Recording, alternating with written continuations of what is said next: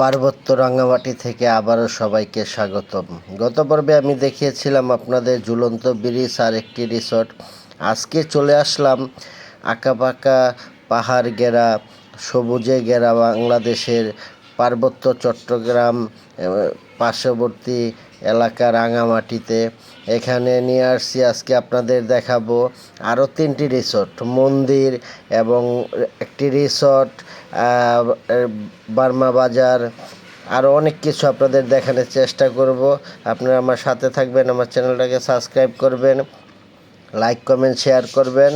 আমি ছুটে চলছি আঁকাবাঁকা পথ ধরে, আমাদের গাড়ি নিয়ে যাচ্ছে একটি রিসর্টের ভিতরে। তবে যখন এই জায়গাগুলো দিয়ে উপরের দিকে যতই উঠছি, যতই পাহাড়ের দিকে যাচ্ছি, ততই ভয়ে কেমন যেন আটকে যাচ্ছি, কখনো উঁচু কখনো নিচু, এভাবে ছুটে চলছি। চলে আসছি রিসর্টের ভিতরে, আমরা ঢুকে গেছি রিসর্টের ভিতরে। কিছুক্ষণের ভিতরে আমাদের এখানে সিএনজি ছাড়া কোনো কিন্তু ব্যবস্থা নাই। আপনারা সিএনজি নিয়ে রিজার্ভ করে নিয়ে ঘুরতে হবে। রিজার্ভ করে আপনারা নিয়ে সারাদিন ঘুরতে পারবেন। এই যে আমরা চলে আসছি একটা রিসর্টের ভিতরে, এখন এখানে আমাদের গাড়িটা রাখবো। ওনাকে আমরা রিজার্ভ করে নিয়েছি সারাদিনের জন্য।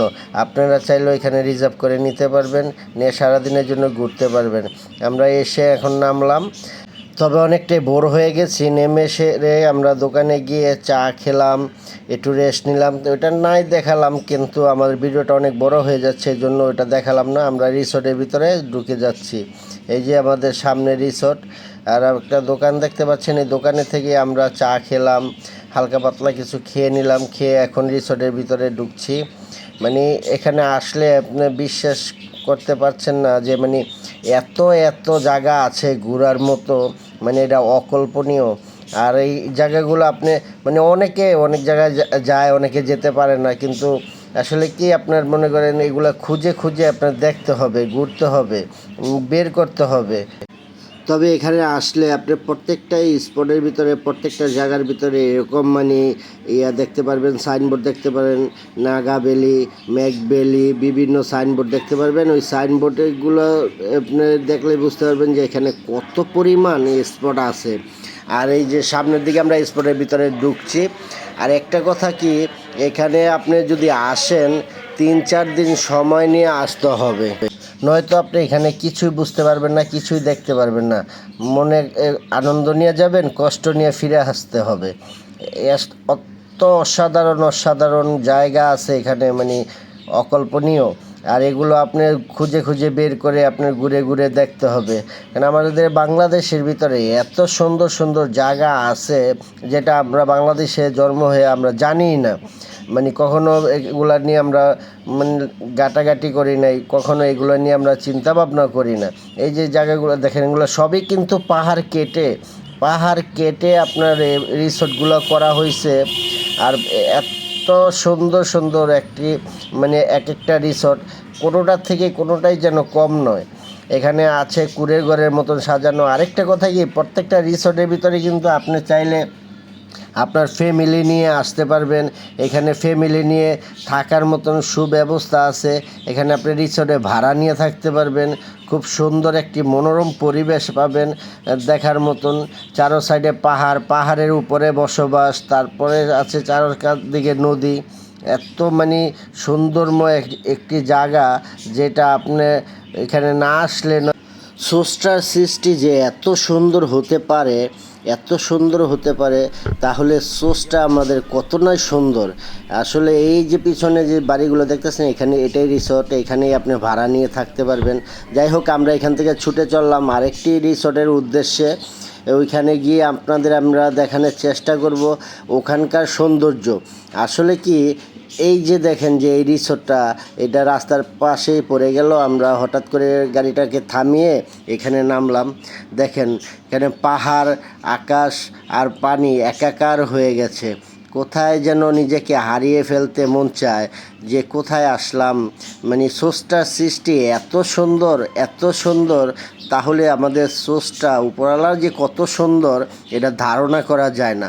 এই যে দেখেন চারোদিকে কিন্তু পাহাড় ঘেরা সবুজের সমারোহ, আর চারোদিকে আছে নদী আর আকাশ একাকার হয়ে যাচ্ছে, মিশে যাচ্ছে একজন আরেকজনের সাথে।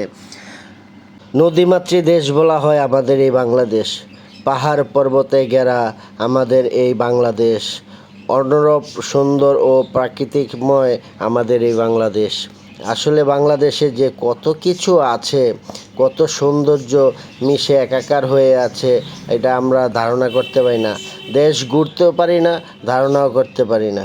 এই যে চলে আসলাম বার্মা বাজার, এই বার্মা বাজারে আপনি বার্মাদের খাবার, উপজাতিদের খাবার, বিভিন্ন কিছু পাবেন। আমরা সময়ের অভাবে এখানে দাঁড়াতে পারিনি, কারণ সময় অনেক আমাদের স্বল্পতা, আমাদের টাইমও শেষ হয়ে আসছে। এই জন্য বার্মা বাজারটা আপনাদের তেমন করে ঘুরিয়ে দেখাতে পারলাম না। নেক্সট পর্বে দেখানোর চেষ্টা করবো। এখন নিয়ে যাব আপনাদের মন্দিরে। সন্ধ্যা নেমে আসলো, তারপরও চলে আসলাম মন্দিরে। এটা বৌদ্ধ মন্দির। এই লোকের মুখে শোনা যায় এটা নাকি এক সময় স্বর্ণ দিয়ে ঘেরা ছিল, স্বর্ণ দিয়ে মোড়ানো ছিল এই বৌদ্ধ মন্দিরটা। চেষ্টা করলাম যে এখানের ভিতরে ঢোকার জন্য, একজনের কাছে অনুমোদন নিলাম, তারপরে সে না করলো, কিন্তু তাদের ফাঁক দিয়ে আমি চলে গেলাম ভিতরে। গিয়ে আমি যতটুকু পারছি ভিডিওটা করে আসছি। তারপর ধর্মের একটা বিষয় থাকে, তো হিন্দু কন, বৌদ্ধ কন, খ্রিস্টান কন, যেই ধর্মেরই হোক না কেন, তাদের একটা নিজস্ব গতি থাকে, নিজস্ব চলমান থাকে। এর জন্য আমি এই ভিডিওটা তেমন করে ভালো করে উঠাতে পারি নাই। তারপরেও যতটুকু পারছি আপনাদের দেখানোর চেষ্টা করছি, কারণ টোটালি নিষেধ করা ছিল যে এখানে ভিডিও বানানো যাবে না বা ভিডিও করা যাবে না।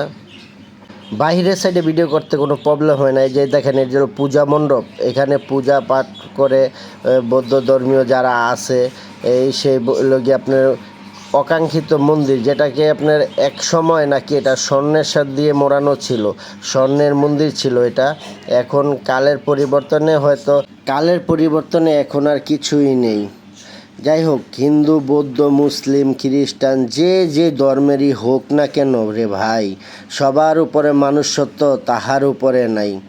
আজকে আপনি সবার সাথে মিশবেন, অভিজ্ঞতা বাড়বে, দেশ ঘুরবে, জ্ঞান অর্জন হবে, সব কিছু মিলিয়ে আজকে এই পর্যন্তই। সবাই ভালো থাকবেন, সুস্থ থাকবেন, নিজের প্রতি খেয়াল রাখবেন, দেশ ভ্রমণ করবেন। আল্লাহ হাফেজ। আমার ভিডিওগুলো ভালো লাগলে আমাকে কমেন্ট করে জানাবেন।